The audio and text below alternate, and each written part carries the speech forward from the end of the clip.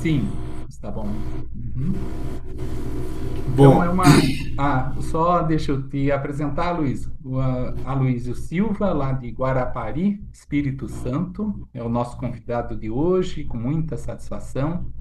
É um companheiro lá da AVE Japão, né? Do Evangelho com o Japão, nos encontramos todas as segundas-feiras. E ele é psicanalista, é palestrante espírita e também escritor de várias obras e coordena o Café com Evangelho Mundial. E é um trabalho que, se você puder falar alguma coisa, também fica à vontade, Aloysio, aí antes do tema, pode falar um pouco mais aí sobre a tua trajetória no movimento espírita. Fica à vontade, Aloysio. então, meu nome eu sou Aloysio Silva, minha formação, atualmente sou psicanalista, mas como formação acadêmica, eu sou formado em filosofia e história, fui professor de filosofia e sociologia a vida inteira, depois tenho mestrado em educação e mestrado em sociologia e direito. São dois mestrados, não três. É porque o de sociologia é sociologia e direito. E então lecionei durante 35 anos. Então sou aposentado como professor universitário. E uns 15 anos antes de eu aposentar, eu comecei a atuar na psicanálise. Atualmente sou psicanalista. E como eu viajo fazendo palestras espíritas para fora do Brasil, no Brasil inteiro, né, quase todos os estados eu já conheço. E então, no ano 2000, quando a Covid estourou, já estavam noticiando, final de 19, que ela estava surgindo, por isso que é Covid-19, mas foi depois do Carnaval do Brasil, dos outros países também. Estou contando o Brasil porque é nosso contexto, né? Coincidiu com o Carnaval. Eu acredito que o Carnaval tenha contribuído por causa da aglomeração. Mas enfim, depois do Carnaval que a coisa ficou bem puxada, né? Por aqui. Então, quando a Covid estourou, dia 12 de março de 2020, eu estava na cidade de Zurique, na Suíça, fazendo uma conferência. Ia ser a minha primeira palestra na Europa. Então, da Suíça eu iria para a Suécia, Espanha, Itália e Portugal. Eu iria fechar minha agenda em Portugal. Seria 25 dias de trabalho. E aí,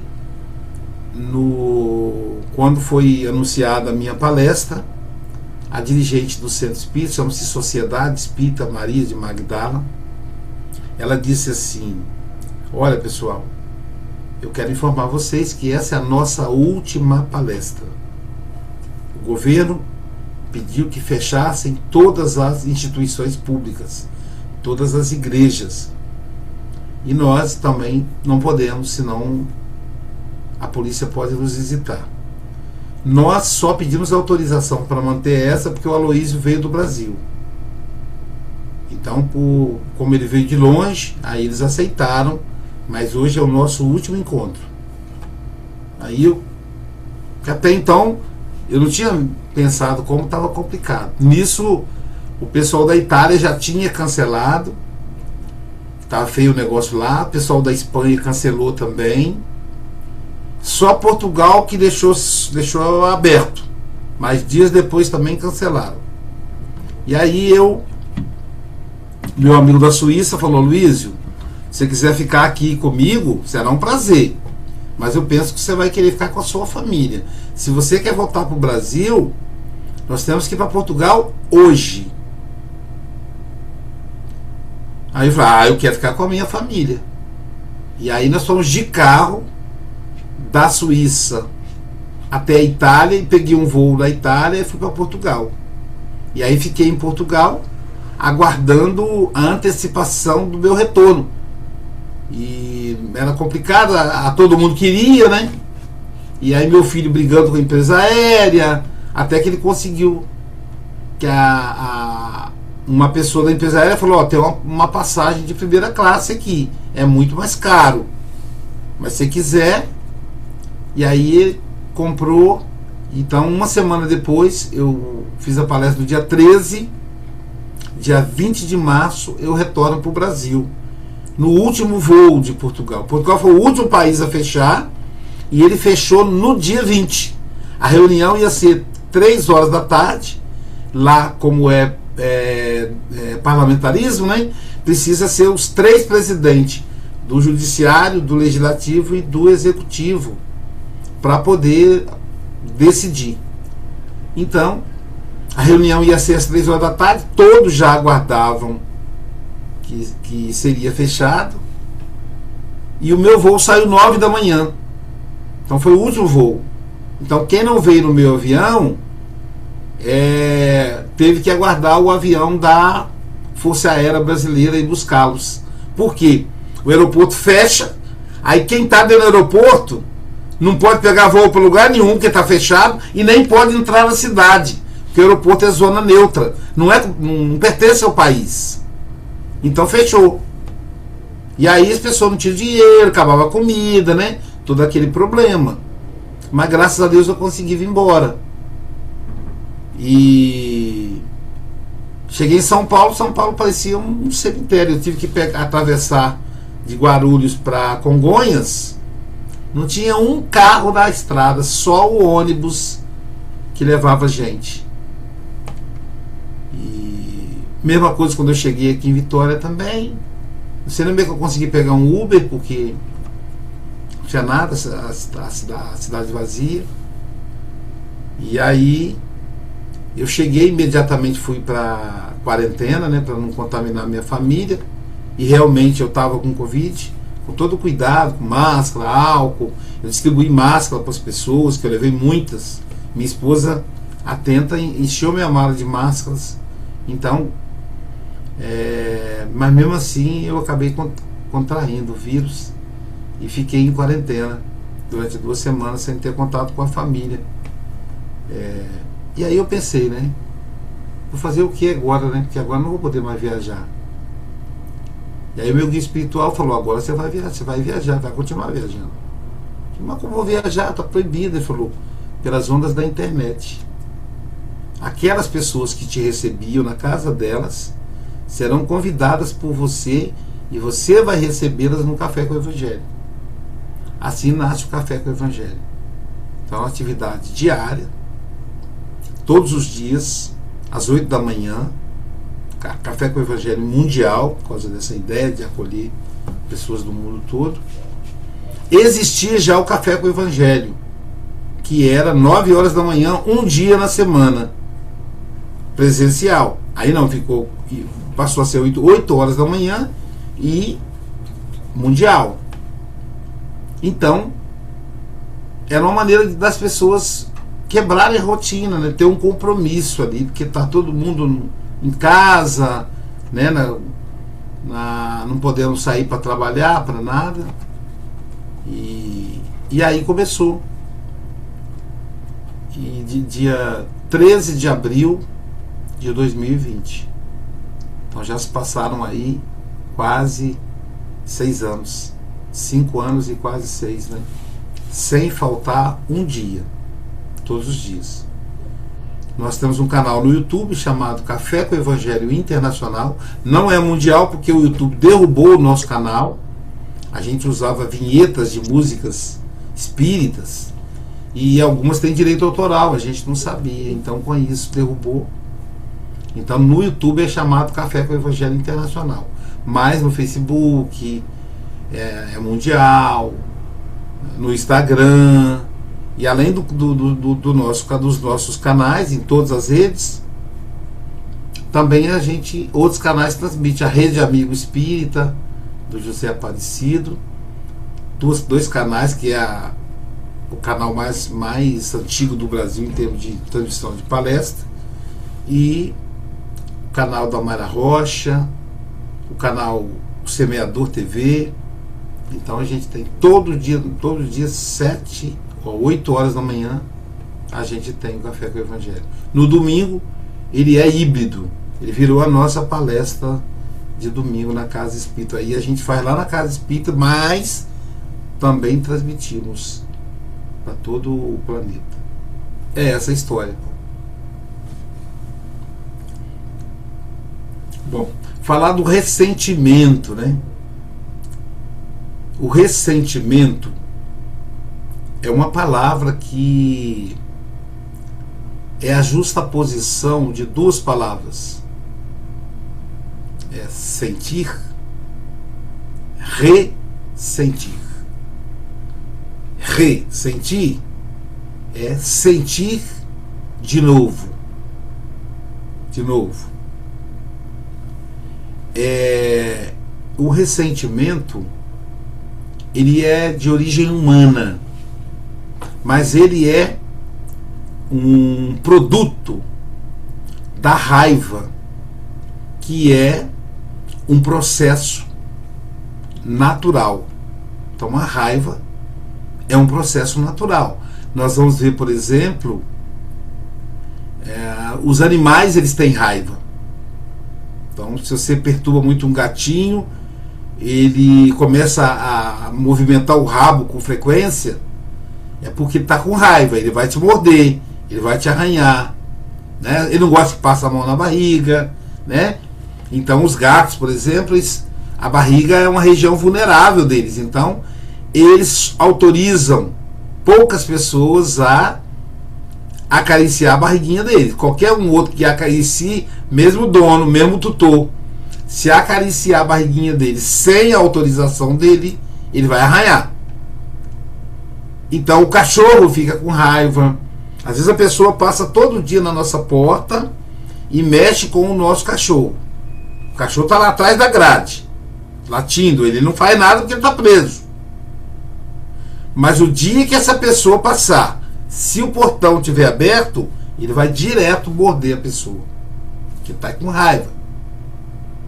Ele tem raiva. A raiva é um mecanismo de defesa. É ela que impulsiona a presa a fugir do predador. Os répteis, eles camuflam, eles mudam de cor. Aquele ato de camuflar é um ato de raiva e de medo misturado. Faz com que para ele fugir do predador. Ao mesmo tempo, é a energia que leva o predador atrás da caça.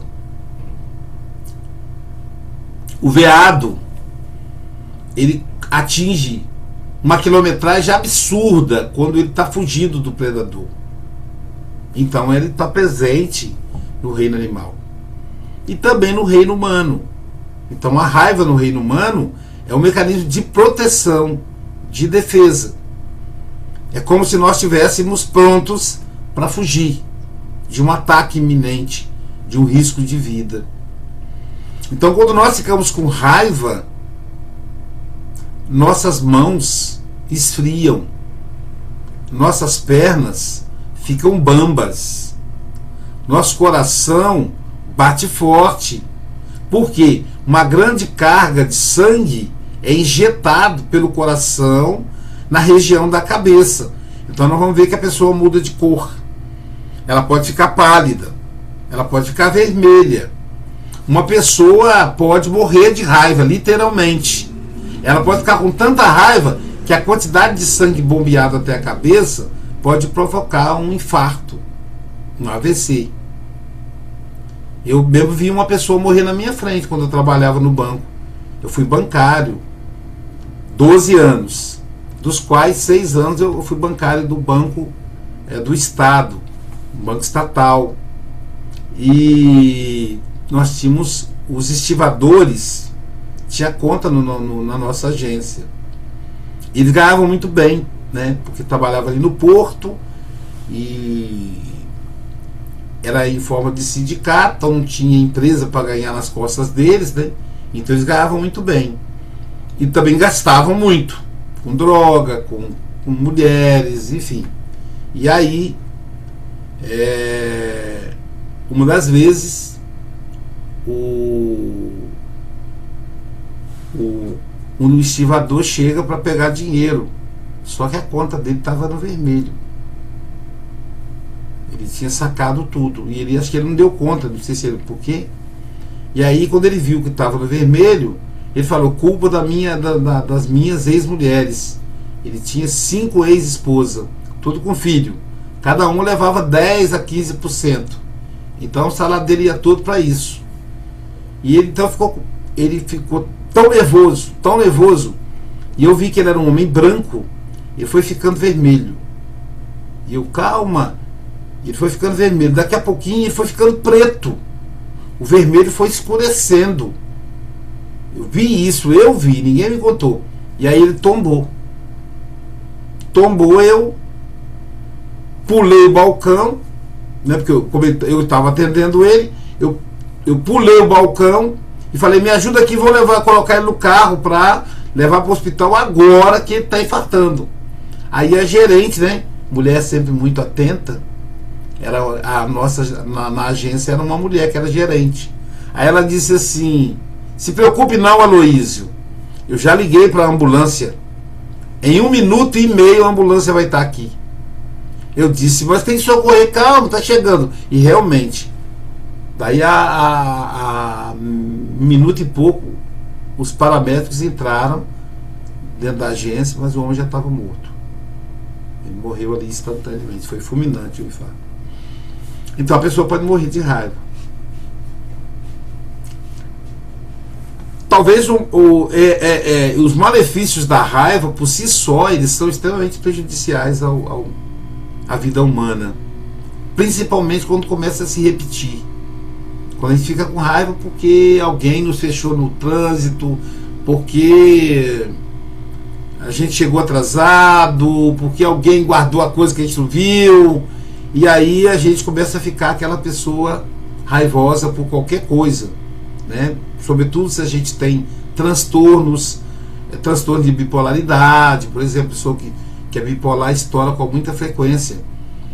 E essa grande quantidade de noradrenalina que é derramada no sangue durante a crise de raiva, ela vai carregando as coronárias. Esse senhor que morreu, provavelmente não foi a primeira vez que ele teve essa crise de raiva. Então ele foi carregando e fragilizando, porque esse movimento que o coração faz é uma violência. Mas às vezes a raiva não vai embora, ela fica, ela sai do corpo, ela deixa de ser uma emoção e ela passa a ser um sentimento. A diferença entre emoção e sentimento é que a emoção, a característica dela é que ela é rápida e ela se manifesta fisiologicamente. Então dá pra gente saber quando a pessoa está com raiva, que a raiva é uma emoção. Dá pra gente saber quando uma pessoa está apaixonada, que o coração bate forte, é sempre o mesmo sintoma, porque a paixão é uma emoção. Agora, por exemplo, não dá para saber quando uma pessoa é amiga da outra, observando o corpo, porque a amizade é um sentimento, companheirismo é um sentimento. Então fisiologicamente você não sente impacto. E a emoção tem uma vantagem, ela vem, ela é como o fogo de palha, né? Levanta aquela labareda, faz aquele incêndio, mas logo depois ela apaga. Mas o sentimento não. Ele é silencioso, ele é latente, ele não apaga. E aí a raiva se transforma num sentimento, que a gente vai chamar de ressentimento. É uma espécie de raiva armazenada na mente. E o ressentimento, Joana de Ângeles, no livro Conflitos Existenciais, ela vai dizer que o ressentimento é um transtorno muito parecido com a depressão. E por que ela fala que é parecido com a depressão? Porque ele é de longa duração, não é rápido. Então o ressentimento ele fica ali, latente, e causa uma tristeza, como a depressão, e ele devora, Joana usa essa expressão, os ideais de vida, porque o ressentido ele começa a perder os ideais. Como transtorno, ele acaba se repetindo em vários aspectos da vida. A pessoa ressentida, ela normalmente não é com uma pessoa só. Ela é ressentida com um irmão, ela é ressentida com o companheiro da casa espírita, ela é ressentida com o patrão, com o empregado, com o vizinho. Então ela vai acumulando esses ressentimentos e aí isso passa a ser um transtorno.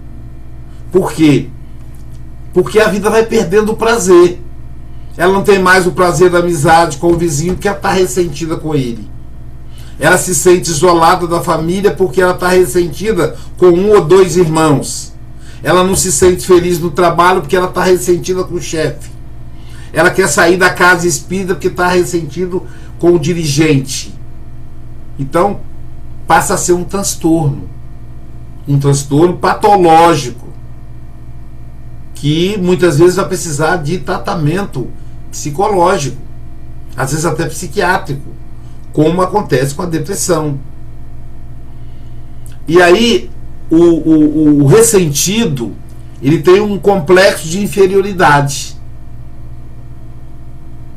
O complexo de inferioridade, que é a manifestação do orgulho, porque quando a gente vê complexo de inferioridade, dá a sensação de que a pessoa se sente menor.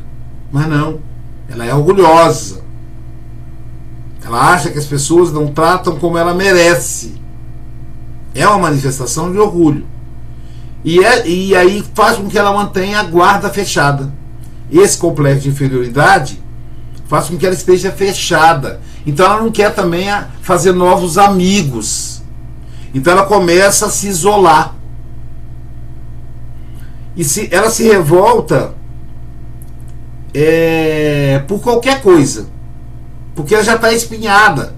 Ela já não tem família, porque os irmãos já não conversam, o mundo já é para ela hostil.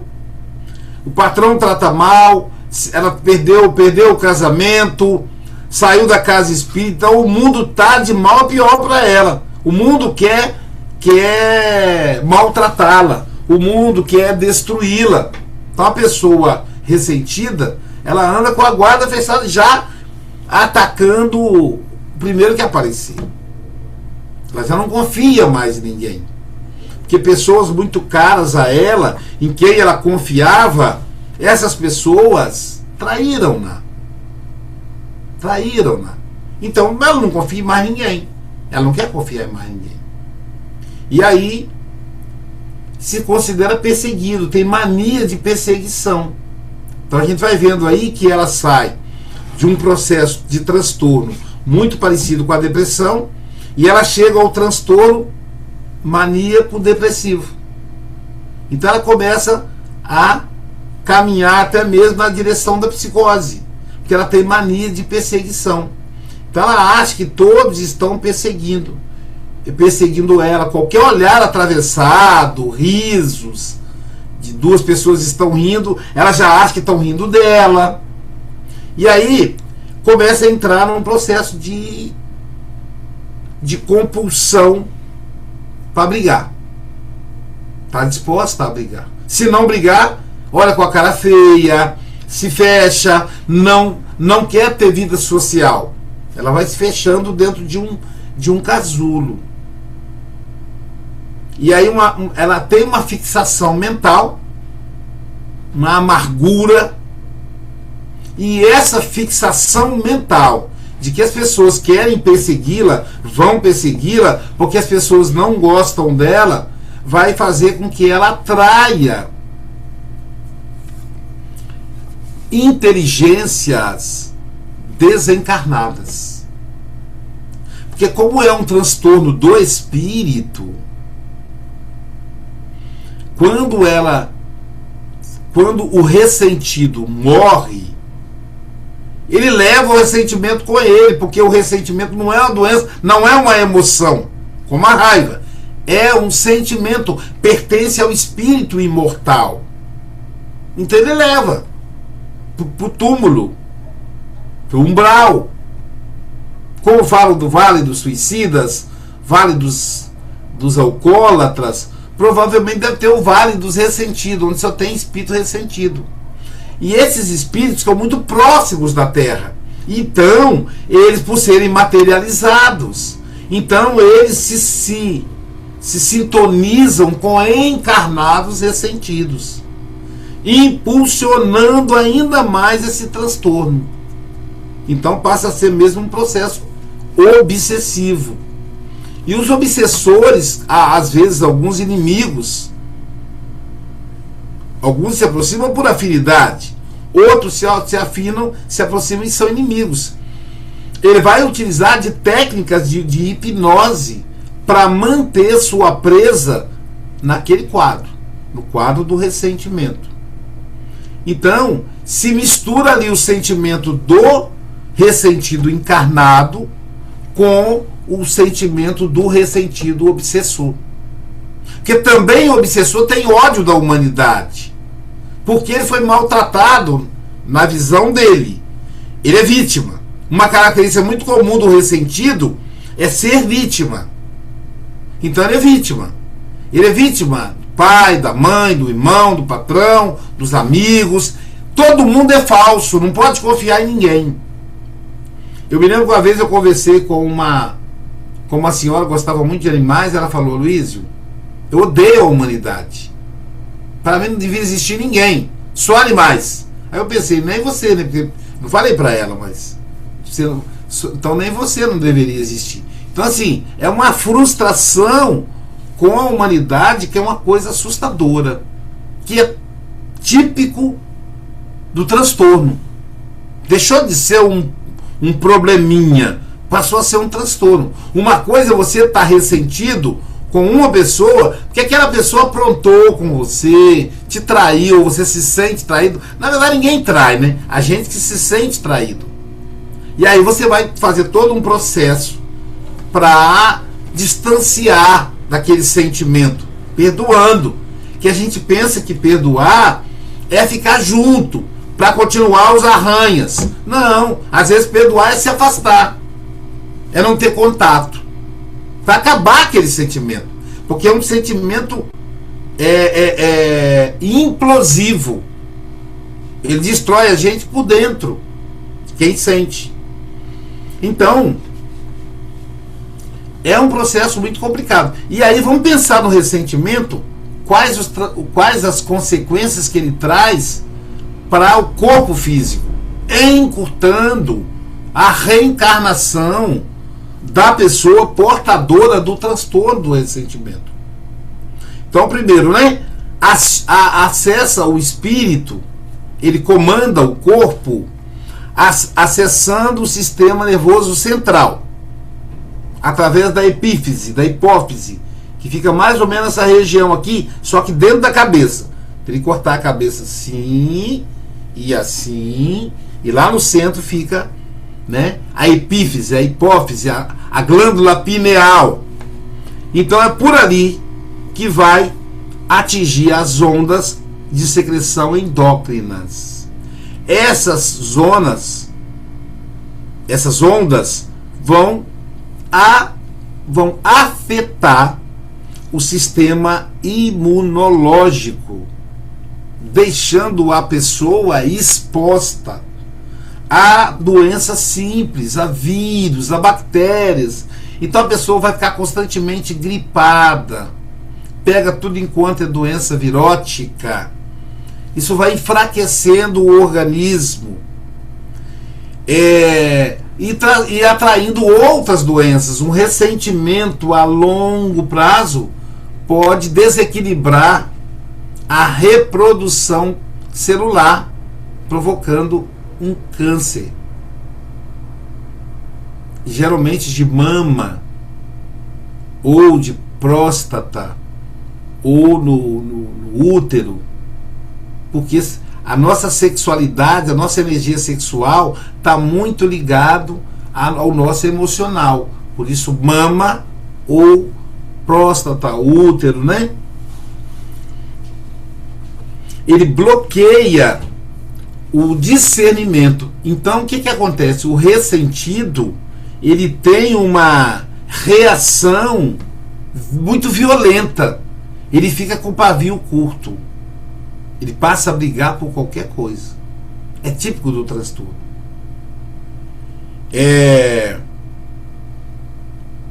Ele fica sempre cabisbaixo, se exalta por qualquer coisa. Então, por isso que muitas vezes, quando a gente tem esse transtorno, e é claro, a gente fica pensando num monte de gente à nossa volta que pode ter o transtorno, e a gente esquece que podemos ser um desses. E aí, se chegar nesse nível, a gente deve buscar ajuda terapêutica, psiquiátrica. Mas às vezes começa com coisa pequena. Com um companheiro da casa espírita que a gente não consegue perdoar. Uma característica muito grande do ressentimento é o pensamento fixo. Eu passo a pensar naquela pessoa muitas vezes durante o dia. André Luiz, no livro Sinal Verde, ele vai dizer que o maior sintoma de obsessão é a mudança de humor. Então, um ressentido, via de regra, ele é um obsedado. Porque a ideia fixa é uma característica da obsessão. Nunca devemos sempre desconfiar da ideia fixa. Ah, e se for ideia fixa no bem? Não tem. O bem não pede isso. O bem, ele é oxigenado. Se eu quero, por exemplo, trabalhar na campanha do quilo, e eu tenho vontade de trabalhar na campanha do quilo, da campanha do quilo eu já começo a pensar em aplicar passe, em visitar os doentes. Não tem aquela ideia fixa. Normalmente a ideia fixa, ela é um desequilíbrio. E aí, o ressentimento, quando não é transtorno, ele é um convite à compreensão, a desenvolver a compreensão. O que é compreender?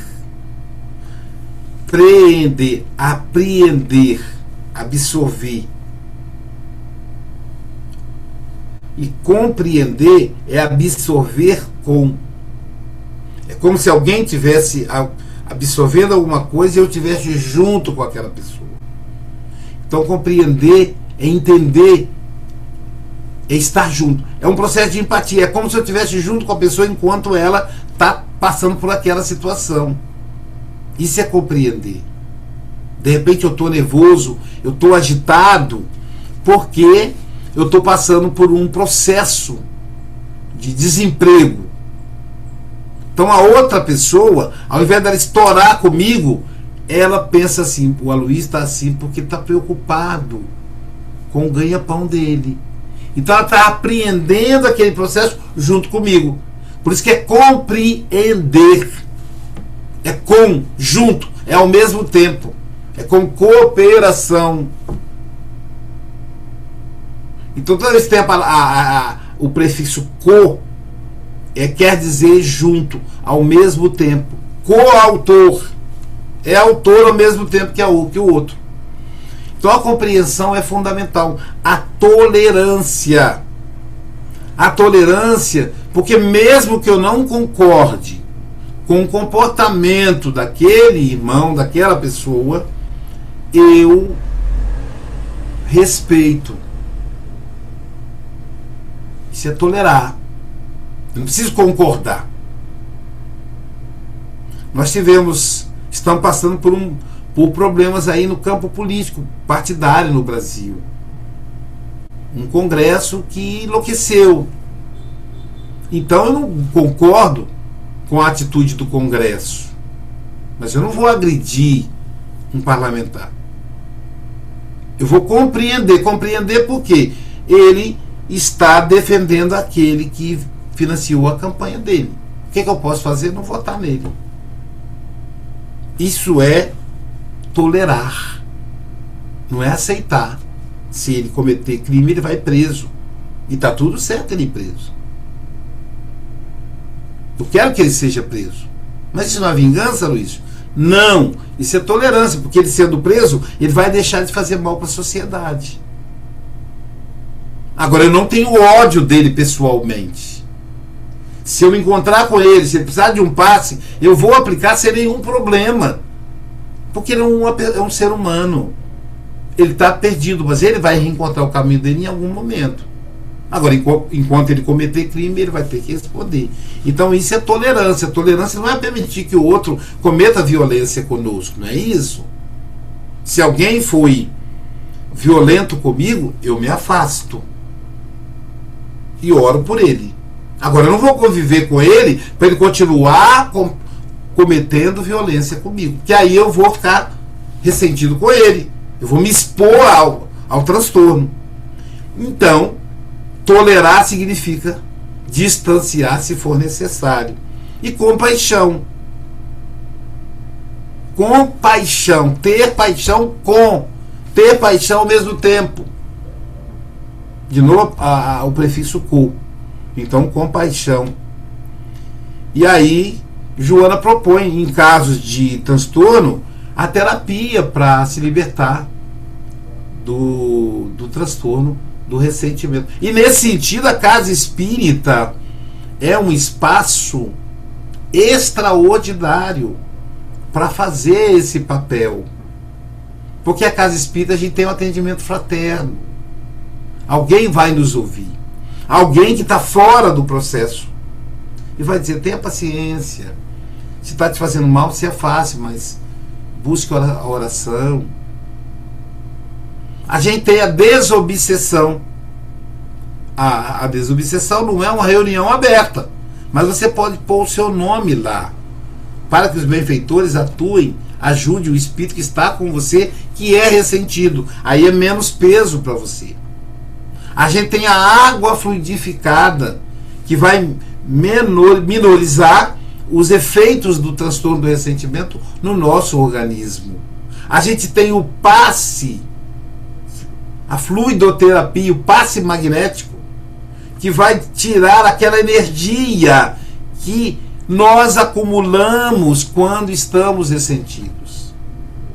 Então a casa espírita oferece essa terapêutica que ajuda muito no transtorno do ressentimento. E é isso. Estamos aqui abertos para conversar.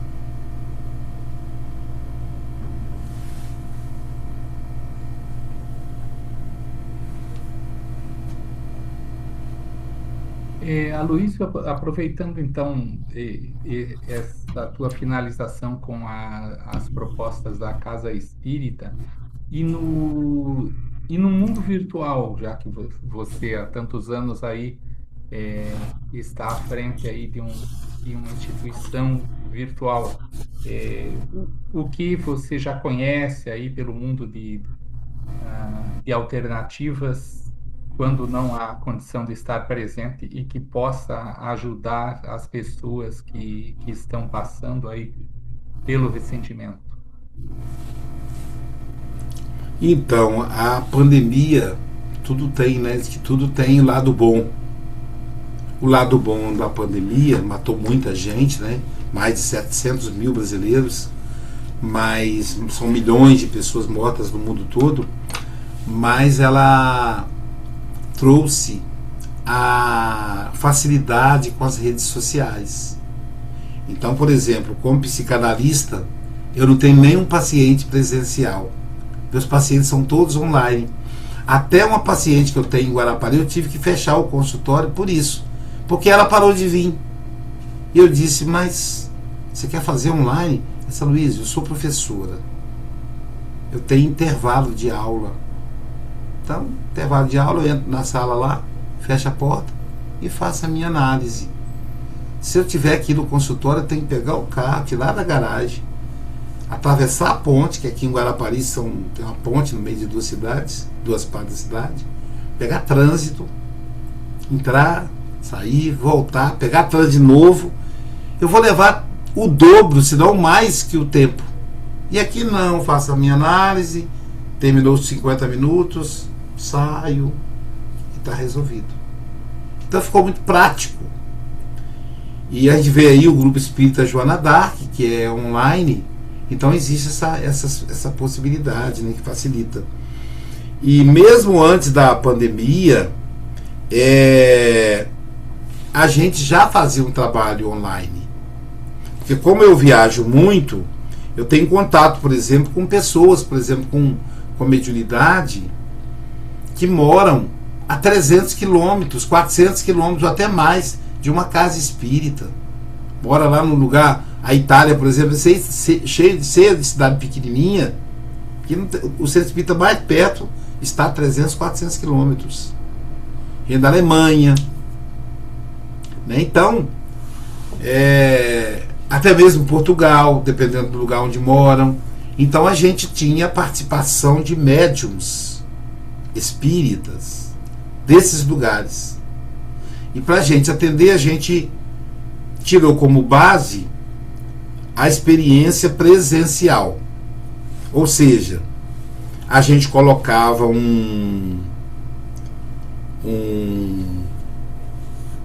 a cadeira, um notebook, como se a pessoa estivesse ali no computador, ficava no lugar da pessoa. E aí, quando o médium dava passividade, o doutrinador chegava perto do computador, ele ia falando e ia doutrinando o espírito. Ficava passes, tudo certinho. Depois foi aumentando o número de médiuns. E aí os companheiros tinham que levar o computador deles, né? Teve época de a gente ter 6, 7 computadores na nossa reunião mediúnica. Cada ali era um médium. Então, quando houve a pandemia e a gente fechou a casa espírita física, o nosso dirigente espiritual, o companheiro José Grosso, falou: vocês vão continuar. Mas como é que não fazer, Zé? Vocês já fazem, meu filho. Vocês já fazem. Se uma pessoa estiver incorporada, você pode tocar nela, Luiz? Eu falei: não pode. Porque a pessoa está em transe. Se tocar, a pessoa pode ter um problema, até não é uma parada cardíaca. É um choque. Então você tem que comandar pelo som da voz. Ele falou: o som da voz não precisa, fisicamente. E aí a gente não parou. Nem uma reunião mediúnica. Agora, com a diferença que agora tinha a plataforma Zoom. Agora seriam todos nas janelas. Não seria mais só alguns. Porque quem morava fora do Brasil, ou em um estado fora de Guarapari, já tinha experimentado isso. Agora todos iriam experimentar. Até mesmo casal, marido e mulher, eles entravam de partes diferentes da casa. O Espírito pediu que eles entrassem em separado. E aí mantivemos essa estrutura. Então hoje a gente tem 12 salas mediúnicas simultâneas. A gente faz uma abertura com todo mundo, igual está aqui. E depois a gente tem as salas do Zoom. Aí a sala, cada uma tem o nome, aí cada um vai para a sua sala. Lá tem um dialogador, um médium dialogador, que é o dirigente da reunião, tem um médium passista e tem os médios de incorporação. Então a gente tem um recurso aí online absurdo. A gente pode fazer atendimento fraterno online. Se eu faço terapia online, por que não pode fazer atendimento fraterno? Aliás, eu faço atendimento fraterno online, não faço presencial. Por quê? Porque quando eu chego na casa espírita, todo mundo quer conversar comigo. Como é que eu vou ali atender alguém? Eu não tenho tempo para ter um outro horário só para isso, porque eu sou muito atarefado. Então, quer fazer atendimento fraterno? Eu faço online. E funciona sempre. Claro que tem companheiros que fazem presencial. Quiser fazer com outra pessoa, a pessoa faz. Então a casa espírita tem esse recurso, entendeu? Dá pra gente socorrer a pessoa mesmo online, sem nenhum problema. Porque o que conta é a voz. No mesmo sentido, o passe, né? Várias instituições também têm o passe virtual, também acontecendo. É. Nós temos o passe virtual. Nós temos um canal do passe virtual. A gente aplica passe todo dia, são voluntários. 9 horas da manhã, meio-dia e 3 horas da tarde pelo YouTube. Com a vantagem de que se a pessoa não entrar nesses horários, ela vai tomar o passe a si mesmo, porque fica gravado. Fica gravado, entendeu? Então você tem essa vantagem ainda. Água fluidificada, tudo isso é feito tempo, melhor, tempo e espaço é relativo. Isso é uma tese de Einstein. E que agora, com a pandemia, ficou claro pra gente, ficou concreto pra gente que é relativo.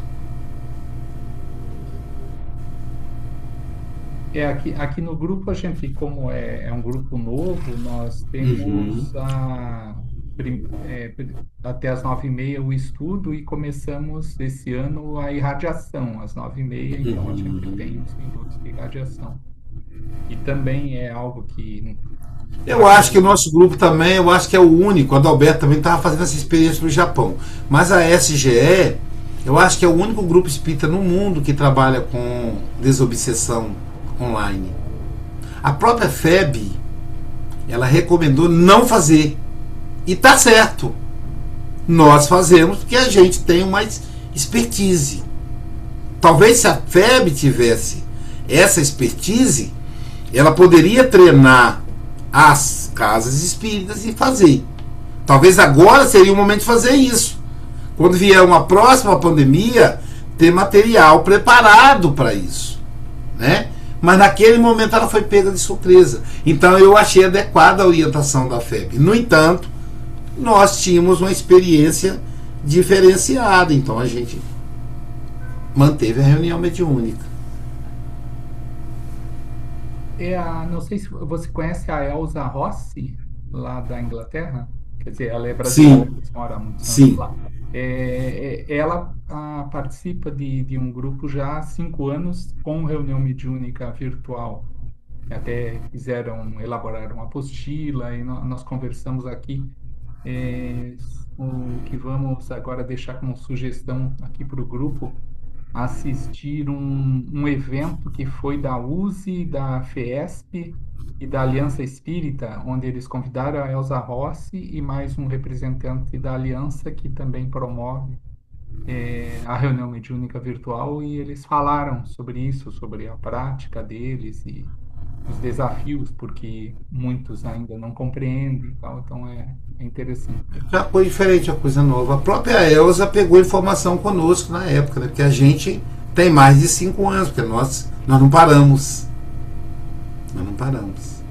Mas porque a gente já tinha essa experiência. Então não é nenhum mérito para nós, não. Nós já tínhamos a experiência. Já tínhamos médios que participavam online. É claro que teve membro da reunião que saiu, não aceitou. Tudo bem. Na nossa casa tem gente que não faz o estudo online, só faz o estudo presencial. Nós funcionamos todos os dias da semana, mas presencialmente 3 dias só. Mas funcionam 7, que é o domingo, que é híbrido, a quarta-feira, que também é híbrida, e o sábado, que a evangelização infantil é só presencial, mas a mocidade é online e presencial. Agora, estudo da revista Espírita é online, estudo do livro dos médios é online, estudo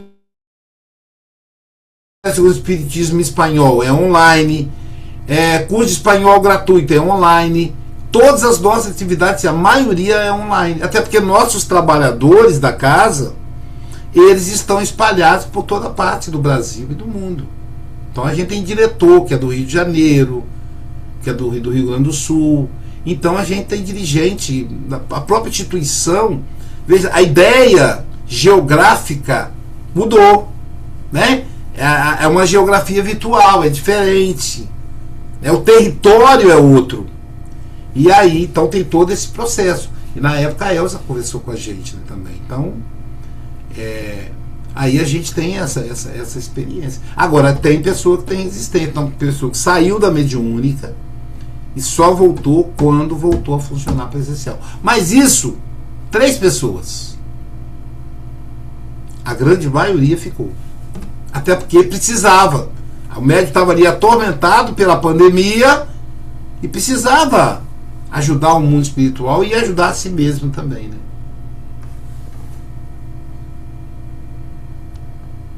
Pessoal aí, quem quiser falar aí, ou perguntar, ou contribuir, estejam à vontade.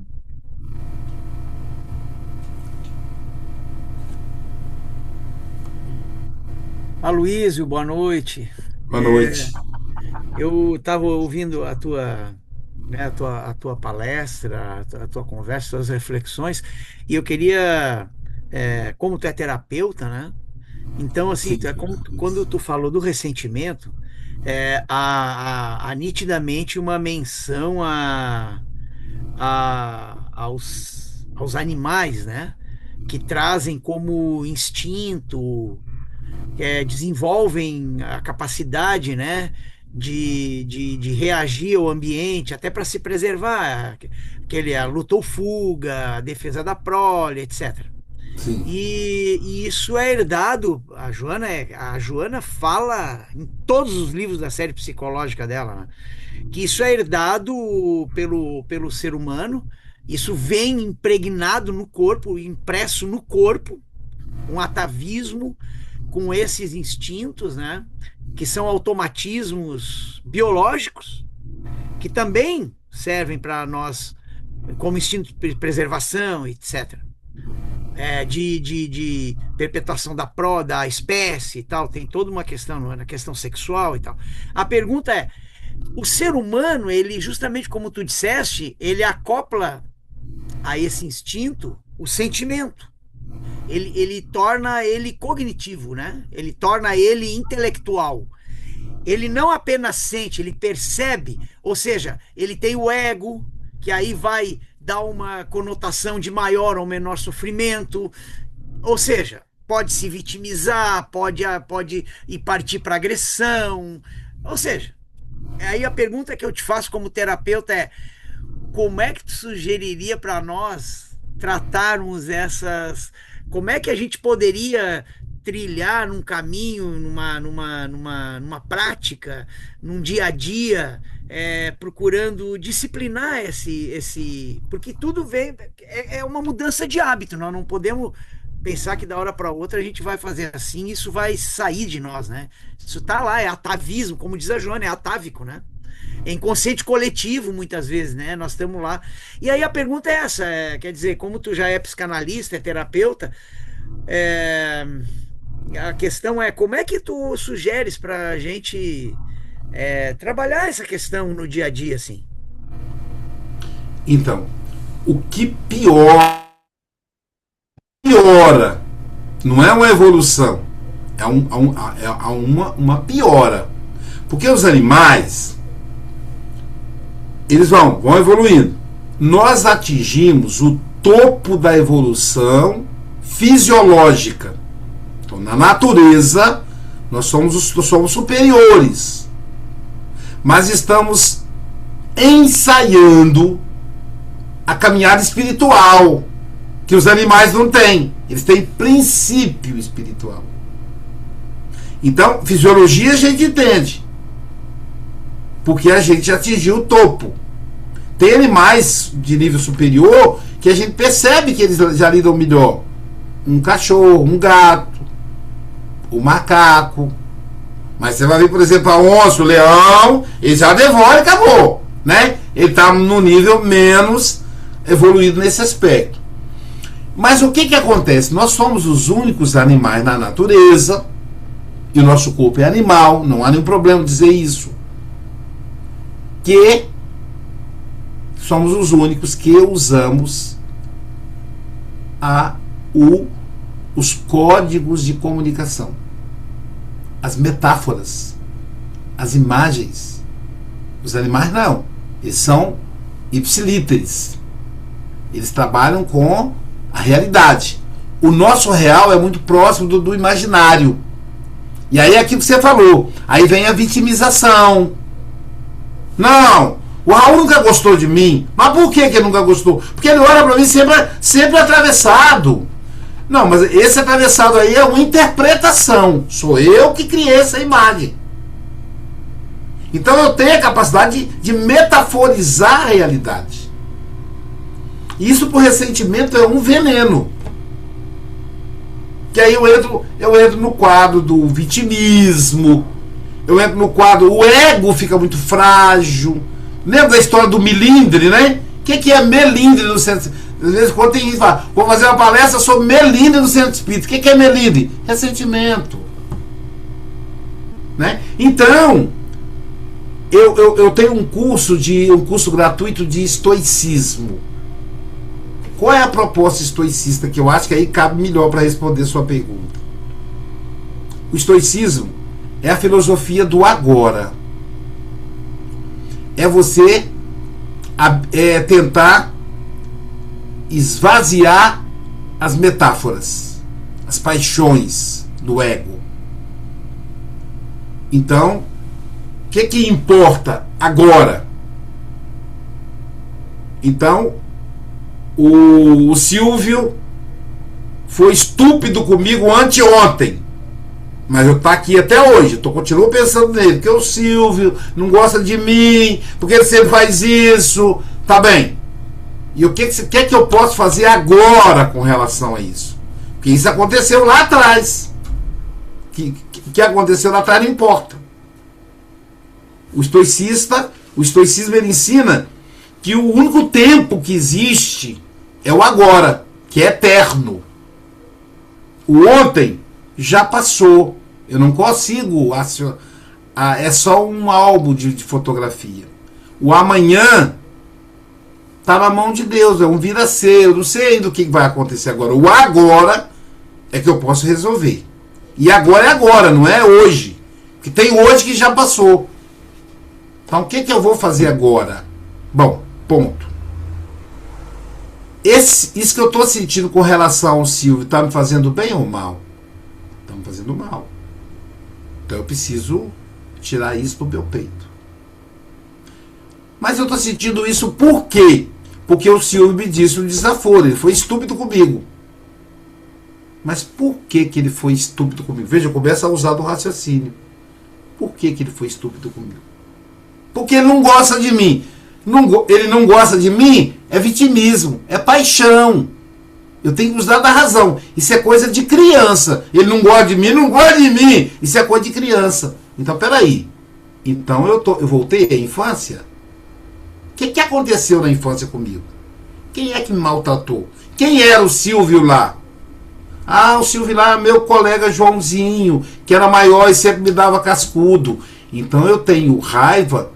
Eu tô ressentida com o Joãozinho, não com o Silvio. O Silvio tem nada a ver com a história. E aí eu vou entendendo o processo. E ao compreender o processo, a gente chama de compreensão, eu vou esvaziando o meu peito daquele sentimento.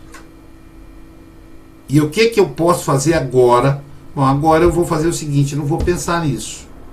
Eu vou fazer o seguinte, eu vou mandar uma mensagem para o Silvio. Eu vou fazer uma oração para ele. E eu preciso perdoar o Joãozinho que me dava cascudo quando eu era criança. Sabe? Então é um processo é sempre um processo de viagem interior.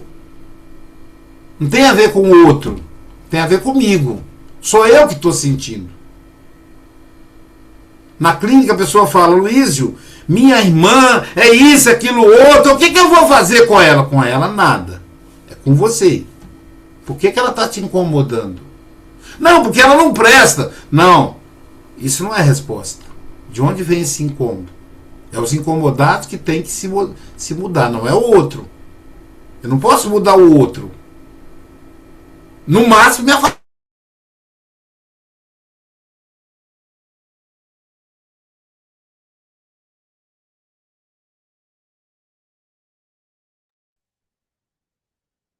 Acho que travou aí o Aloysio. Para vocês também? Sim, já tinha dado, né, um sinal, umas duas vezes ele tinha dado uma Ah, travadinha. sim, A bola sim. dele, mas eu não tô ouvindo. Agora foi. Vamos ver se ele consegue retornar aí. Não vamos ficar ressentidos, né? Vamos esperar pacientemente. Isso.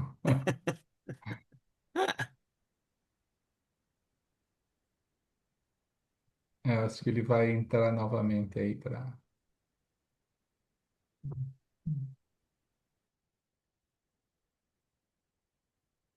Não, pelo que ele disse, ele domina bem essa área aí da internet, né? Ah, sim, o grupo já tem muita experiência. Não, não necessariamente ele, né? Mas Tomara lá. que isso nunca aconteça quando ele está, né, desobediando um. É. Não, mas aqui ele já. Voltou, caiu aqui, ele caiu aqui. Então, os porcos espinhos eles estavam morrendo congelados. Aí eles tiveram uma ideia. Se juntaram. Calor do corpo de um aquecia o corpo do outro e ambos sobreviviam. Mas o que eles perceberam? O espinho de um estava furando o couro do outro. E aí eles resolveram se afastar. Só que aí começaram a morrer de novo. Então eles criaram um meio termo. De maneira que eles ficavam próximos sem que o espinho de um furasse o couro do outro. Numa proximidade para ter calor, mas para não se ferirem. E aí eu acrescento a metáfora o seguinte: de vez em quando, um podia furar o couro do outro, mas ele já sabia que era acidente, não era proposital. E aí os porcos sobreviveram. Então a vida em sociedade é parecida com os porcos espinhos, a neurose, porque nós somos diferentes. Então a gente se mantém numa distância que o espinho do outro não fura o nosso couro. E se furar de vez em quando, não, peraí, foi sem querer, ele não estava bem. Não foi de propósito. Tirar essa ideia de perseguição. Agora, existem aquelas pessoas que realmente têm problemas. Bom, nessas aí a gente mantém distância. Mas bem distância para o espinho não chegar perto do couro da gente. Não sei se eu consegui responder, Silvio, a sua Sim, proposta. sim. Eu acho que quando interrompeu, caiu a ligação, tu ainda continuou um pouquinho, daí tu começou a falar-se desse exemplo da metáfora dos porcos espinhos, mas a gente compreendeu, eu compreendi pelo menos a ideia. Com relação a, só para fechar essa questão, eu acho que Não, e só interrompendo você. E aquela questão que você falou, o peso, o ego é que dá. Você sabe, a Sônia, Raul. Sônia, você já percebeu que a Sônia é uma pessoa difícil de lidar? Ela tá sempre caçando briga. Olha só, aí o Raul fala assim: não, ela é até uma pessoa legal, eu gosto dela. Não, Raul, presta atenção. É que você não olhou. E se o Raul entrar na pilha, daqui a pouquinho ele tá igual a você. Mas veja que é o ego. O ego infla e cria a imagem falsa. Então, o ressentimento deixou de ser aquela raiva para proteção, passou a ser algo artificial criado pelo ego. E isso quem faz é o humano. Os animais não fazem, porque eles não são simbólicos. sim, tu sabe, Aloysio, que só para, então, dentro dessa discussão, né, em relação a essa tendência que nós temos, a essa coisa interior, eu acho que nós estamos, cada um se avaliando aí, pode lembrar, pode perceber que a gente tem muito mais uma tendência a sempre caminhar para o ressentimento ou para a agressividade do que para o amor, para os sentimentos bons, não é verdade? A gente normalmente tem muito mais a tendência de. O ego nos leva mais à proteção do que à entrega, né? Não, eu não vou me entregar, né? Tipo assim, eu não vou me entregar. Eu não vou amar, eu não vou aquele amor de Jesus, aquele amor de... Não, não. Eu quero muito aquele amor dependência, né? Aquela coisa, aquele sentimento que quanto que eu te amo, mas quanto que tu me dá? O que que tu pode me dar? Ou seja, é bem dentro da nossa faixa evolutiva. Então a minha falecida mãe, a dona Léia, ela dizia assim, que perdoar ela não tinha muito problema, porque, claro, ela não tinha ódio de ninguém, porque o perdão é uma coisa mais séria, uma coisa com algo que tu tá lidando com uma pessoa que tu odeia, né? Daí tu tem que perdoar. Mas ela dizia assim, ó, eu tenho muito mais dificuldade de tolerar elas. Tu falou em tolerância, né? E ela diz que a tolerância é aquela que te pega no dia a dia. A tolerância é aquela das relações do dia a dia miúda no varejinho, aquela coisa que tu tem que lidar com as pessoas que muitas vezes tu não simpatiza muito, mas não é ódio de ninguém, né? E eu acho que a gente tem essa coisa. Nós ainda estamos numa faixa de evolução, obviamente, por estarmos até num planeta desse aqui, né? Que está muito mais perto da origem do que do destino, óbvio, né? Nós estamos muito mais perto do primitivo do que do anjo, né? Enfim, aí a gente tem muito mais, acho que essa tendência de estar sempre o meio copo vazio, sabe? Aquela coisa de tu, se alguém te fustiga um pouquinho ali, tu já te melindra, como tu falou, do melindre, né? Então eu acho que nessa história aí, essa tua, a sugestão do estoico, do estoicismo é fabulosa, né? Até quando tu falou do hoje, né? Eu me lembrei mesmo de diversos autores que a gente lê atualmente, né? Tem um autor até que eu já citei aqui, o Joy Dispenza. Ele é meio um guru desses caras atuais, assim, que falam sobre... Ele tem a formação em neurociência também, mas ele diz assim, ó, que as pessoas ou vivem do passado ou vivem do futuro. As pessoas não vivem pouco o presente, é como tu estavas dizendo, né? Ou as pessoas se apegam às memórias, ficam remoendo aquilo que aconteceu atrás, ou ficam planejando ou preocupados com o que vai acontecer e tal. E quase nunca a gente se concentra no hoje. E o estoico é exatamente, acho que essa sugestão maravilhosa de se concentrar no hoje e o que eu posso resolver hoje, no caso, né? O que eu posso fazer hoje? É isso aí mesmo. Obrigado pela dica fabulosa.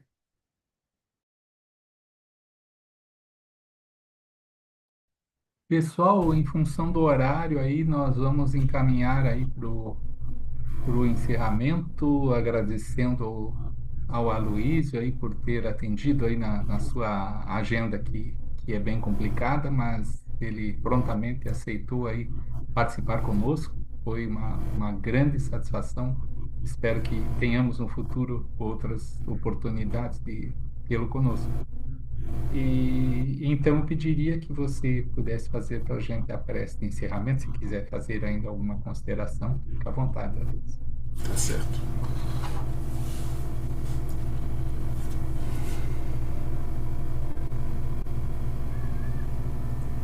Benfeitores amigos, obrigado pela oportunidade de meditar acerca dos transtornos da vida humana. Nós, que somos seres de luz, mas ainda nos debatendo nas trevas, das nossas dificuldades interiores, doutrina espírita é um convite a viajar para dentro de nós mesmos e devastar as trevas que teimam em permanecer quando nós estamos a caminho da luz. Vencer a mágoa, vencer o ressentimento, administrar a raiva é fundamental para uma vida saudável, para uma vida feliz. Hoje, no dia 15 de dezembro, há uma semana de comemoração do aniversário de Jesus, vamos encontrar o Cristo dentro de nós, nessa viagem interior, aproveitando esse restinho de ano para lembrar das pessoas que são objetos do nosso ressentimento e perdoá-las, para que nós nos libertemos no caminho santo em direção a Jesus de Nazaré. E que no ano vindouro tenhamos esperança, fé em dias melhores, porque nós vamos transformar o mundo, a começar pelo nosso mundo íntimo. Que a paz do Cristo envolva todos e todas que Joana d'Arc, que teve que trabalhar o ressentimento a todo momento, sendo traída por aqueles a quem ela defendeu com a própria vida, ela os perdoou, porque ela se encontrou com Jesus. Nos abençoe, Senhor. Que assim seja. Que assim seja. Então passamos agora para os nossos momentos de vibração. Vou só encerrar aqui a